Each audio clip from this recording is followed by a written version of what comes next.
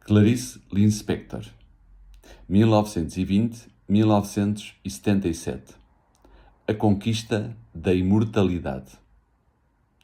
Clarice Lispector nasceu a 10 de dezembro de 1920 na aldeia de Tchetchelnik, na Ucrânia, então em vias de integração na União das Repúblicas Socialistas Soviéticas, URSS. Foi registada com o nome Chaya Pinkassovna. Chaya Pinkassovna Lispector. Chaya significa vida em hebraico e também tem a conotação apropriada de animal, os animais que Clarice tanto amou e compreendeu. Só alguns anos mais tarde, com a chegada da família ao Brasil, é que os pais mudariam o seu nome para Clarice. O casal Pinkas e Mania Lispector, posteriormente mudaram o seu nome, o pai mudou o nome para Pedro e a mãe mudou o nome de Mania para Marieta Lispector, tiveram 3 filhas: Elisa, a mais velha, Tânia, a do meio, e Clarice, a mais nova. Pelo facto de serem judeus, e em virtude da onda de antissemitismo resultante da Guerra Civil Russa, uma guerra que ocorreu entre 1918 e 1920, os Lispectors viram-se forçados a emigrar. A família sofreu horrores nos anos que antecederam a sua partida. Para além da miséria e da fome, foram vítimas de perseguição, despojados dos seus bens, correram o risco de contraírem doenças e de serem exterminados. Pouco tempo antes de falecer, Clarice confidenciou à sua melhor amiga que a mãe havia sido violada por um bando de soldados russos que lhe teriam transmitido sífilis, num período em que a doença era incurável. Disse-lhe ainda que a mãe já se encontrava doente quando a deu à luz e que alimentava a esperança de que o nascimento dessa criança lhe salvasse a vida. Passo a citar Clarice. Só que não curei a minha mãe e sinto até hoje essa carga de culpa. Fizeram-me para uma missão determinada e eu falhei. Clarice teve sorte em ser a filha mais nova, pois, ao contrário dos pais e das irmãs, não guardava recordações dessa época atroz de guerra civil e pogroms, perseguições aos judeus. Além do mais, nunca teve qualquer ligação com o seu país natal, a Ucrânia, de onde partiu com cerca de 1 ano de idade. Daí ter afirmado sempre que a sua verdadeira pátria era o Brasil. Nos anos 60, 70, quando era já uma escritora famosa, esteve em Varsóvia, na Polónia, a acompanhar o marido embaixador. Estava perto do país onde nascera. Todavia, não quis visitá-lo. Disse Clarice: uma grande floresta negra apontava-me emocionalmente o caminho da Ucrânia. Senti o apelo. A Rússia me tinha também, mas eu pertenço ao Brasil. O casal e as 3 filhas chegaram ao Brasil no ano de 1922. Ficaram a residir em Maceió, a sul do Recife, no pequeno estado de Alagoas, onde já viviam a irmã, o cunhado e 2 sobrinhos de Mania, da mãe de Clarice. Aí viveram durante 3 anos, em condições precárias. Para sustentar a família, o pai percorria os bairros mais pobres, comprando roupa velha, usada, que revendia aos comerciantes da cidade. Depois, tornou-se fabricante de sabão em casa e mais tarde passou a dar aulas de hebraico aos filhos de alguns vizinhos. Viveram uma situação de extrema pobreza. Eram estrangeiros num país onde o número de judeus não ultrapassaria naquela época os 15 mil. Tinha Clarice 5 anos quando se mudaram para o Recife, capital do estado de Pernambuco, que ela consideraria sempre como a sua cidade natal. Foi no Recife que passou toda a sua infância. Em criança, destacava-se pelo facto de ser uma líder natural, pela grande capacidade para imitar os que com ela conviviam, por ser enérgica, rebelde e imaginativa. Clarice começou a interessar-se pela leitura desde muito cedo. Na adolescência, leu alguns dos autores que iriam influenciar, como Machado de Assis, o grande Machado de Assis, e Monteiro Lobato, e alguns dos livros que mais a emocionaram: O Lobo das Estepes, de Hermann Hesse, e Crime e Castigo, de Dostoiévski. Foi nesse período que decidiu ser escritora. Passo a citar. Quando, conscientemente, aos 13 anos de idade, tomei posse da vontade de escrever, eu escrevia quando era criança, mas não tomara posse de um destino. Quando tomei posse da vontade de escrever, vi-me de repente num vácuo. Depois de ter estado durante anos presa a uma cadeira de rodas, em 1930, a mãe de Clarice faleceria, vítima de sífilis. 5 anos mais tarde, a família, em dificuldades económicas, na esperança de prosperar economicamente, deslocou-se para o Rio de Janeiro. Clarice tinha 15 anos. Após ter passado uma breve temporada numa pequena escola do bairro da Tijuca, no ano de 1937, Clarice foi admitida na Faculdade de Direito. O desejo de justiça estava-lhe no sangue. Assistira à horrível morte da mãe e à miséria de vida do pai, impossibilitado de estudar, de se dedicar às coisas do espírito, para as quais o pai de Clarice tinha tanta apetência, em virtude do antissemitismo de que fora alvo. Todavia, o curso de Direito, além de lhe ter deixado débeis marcas, de pouco ou nada lhe serviu. Um breve período a trabalhar num escritório de advogados veio confirmar que não tinha sido talhada para o mundo jurídico.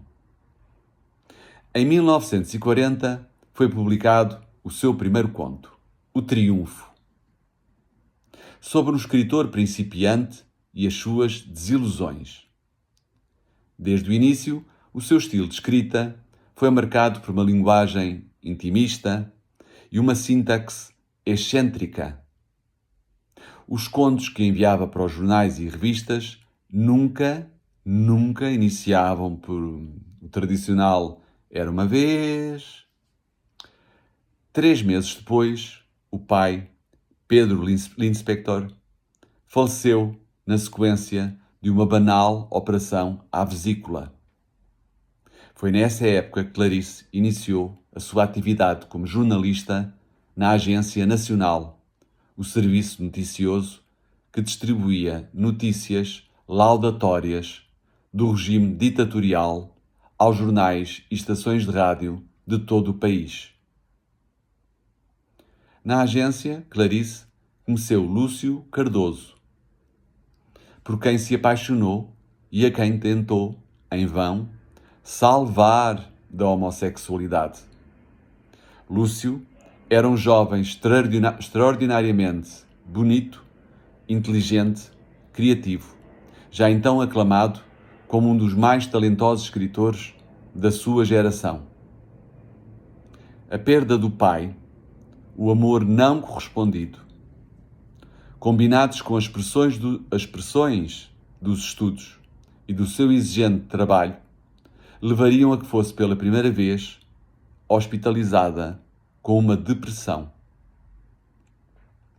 Em março de 1942, sob a influência das leituras de Spinoza, Clarice começou a escrever Perto do Coração Selvagem. Este seu primeiro romance, publicado em 1943, tinha a autora 23 anos, teve um impacto extraordinário, colhendo críticas muito positivas e agitando a literatura brasileira, marcada na época pelo realismo de Graciliano Ramos, Érico Veríssimo e Jorge Amado. Alguns consideraram-na pioneira do novo romance no Brasil. Nesse mesmo ano, finalmente, Clarice conseguiu a nacionalidade brasileira, depois de ter tomado a iniciativa de escrever ao presidente Getúlio Vargas.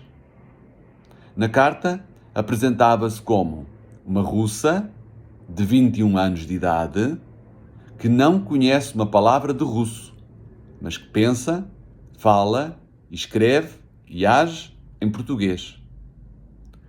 Alguns dias depois da naturalização, casaria com um colega de faculdade, Mauri Gurgel Valente, um jovem de família tradicional católica, algo de incomum no Brasil para uma rapariga pobre e judia.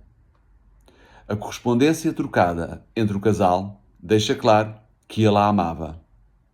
Enquanto ela sentia muito afeto por ele, gostava dele, mas não com a intensidade do sentimento dele. Como este seguia a carreira diplomática, Clarice deixaria o Brasil por quase 2 décadas, embora com visitas regulares ao país. Separou-se das 2 irmãs, afastou-se dos escritores seus amigos e dos leitores. Conheceu a monotonia da vida diplomática. Primeiro em Nápoles, Itália, onde prestou apoio aos soldados brasileiros que aí se encontravam hospitalizados. Depois em Berna, na Suíça, onde se conta que adquiriu o hábito que lhe ficou para toda a vida de consultar cartomantes e astrólogos. E finalmente em Washington, nos Estados Unidos da América, sempre acompanhando o marido diplomata. Todavia, o casamento significou uma ascensão para Clarice. Enquanto casada, não precisava de manter um emprego, podendo dedicar-se exclusivamente ao seu papel de mãe, de mulher de diplomata e mãe dos 2 filhos, Pedro e Paulo. E também ao seu papel de escritora, porque dispunha de muito tempo livre. No estrangeiro, agudizou-se a sua tendência para a depressão. Longe do Brasil, Clarice sentia-se infeliz. Durante anos e anos, a escritora tomou tranquilizantes e antidepressivos e foi acompanhada por psicólogos e psiquiatras. Nas cartas que escreveu às irmãs e a Lúcio, queixava-se da rotina dos seus dias, de solidão, de saudades do país.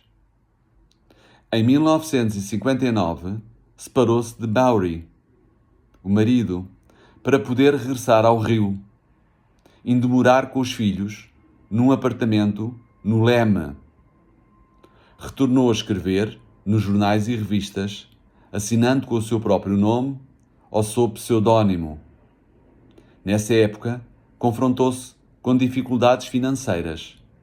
Apesar de se ter tornado depois de Laços de Família, que saiu no ano de 1960, A Maçã no Escuro, que saiu em 1961, e A Paixão Segundo, G.H., publicada em 1964, apesar de se ter tornado uma escritora de culto. Ainda assim, continuava a ser-lhe difícil conseguir arranjar editoras interessadas em publicar os seus livros. Provavelmente porque a excelente reputação de que gozava era, sobretudo, entre os intelectuais. Ainda não se tinha massificado. Por volta de 1962, Clarice teve um relacionamento amoroso com um homem casado, o poeta e jornalista Paulo Mendes Campos. Contudo, o romance não duraria muito tempo. Quando se viu forçado a ter de fazer uma escolha, o amante acabaria por optar pelo casamento e pela família. A fama chegou-lhe através das crónicas que Clarice escrevia no Jornal do Brasil. Aos poucos, Clarice ia-se tornando uma das mais importantes figuras da cena literária brasileira do século XX. Mas esse foi também um tempo de tragédia. A esquizofrenia do filho mais velho, Pedro, agravou-se, e em 1966 a escritora sofreu graves queimaduras no incêndio no seu apartamento. Depois de ter tomado medicação para dormir, de que dependia, sentou-se na cama a fumar, como era seu hábito. Despertou com o quarto em chamas. O fogo atingiu-a de tal forma que teve de permanecer hospitalizada durante 3 meses, submetendo-se a várias operações cirúrgicas, excertos de pele e fisioterapia. Aos poucos, a inquietação interna começa a consumi-la. Por que escreve? Clarice responde: porque não sei o que fazer de mim. Mas qualquer gato, qualquer cachorro, vale mais do que a minha literatura. Liga aos amigos a altas horas da madrugada a perguntar: e agora? Deu a sua única entrevista para a televisão, a TV Cultura, em fevereiro de 1977, já gravemente doente. Sofria de um cancro incurável nos ovários. Foi a única vez que Clarice falou em frente de uma câmara. Séria, triste, o rosto estático, o olhar marcado pelo sofrimento, as cicatrizes, o cigarro aceso na mão esquerda, enquanto a direita queimada jazia sobre o colo. Morreu em dezembro desse ano, na sua cidade, o Rio de Janeiro, um dia antes de completar os 57 anos de idade, tendo sido sepultada no cemitério israelita do Caju. Quando estava no táxi, a caminho do hospital, disse para a amiga que a acompanhava: vamos fingir que estamos indo para o aeroporto, para embarcar para a Europa. Depois de morta, tornou-se uma das figuras míticas do Brasil. As suas obras, tantas vezes menosprezadas durante a sua vida, por serem consideradas herméticas e incompreensíveis, passaram a ser objetos de culto, a vender desenfreadamente. Passo a citar Clarice: eu escrevo como se fosse para salvar a vida de alguém, provavelmente a minha própria vida. Diz Clarice em Um Sopro de Vida, a sua última obra. E salvou-se. Conquistou a imortalidade. Enquanto houver um leitor de Clarice, Clarice continuará viva. Obrigado. Se gostou deste vídeo, não se esqueça de colocar um gosto e compartilhá-lo com os seus amigos. Até já.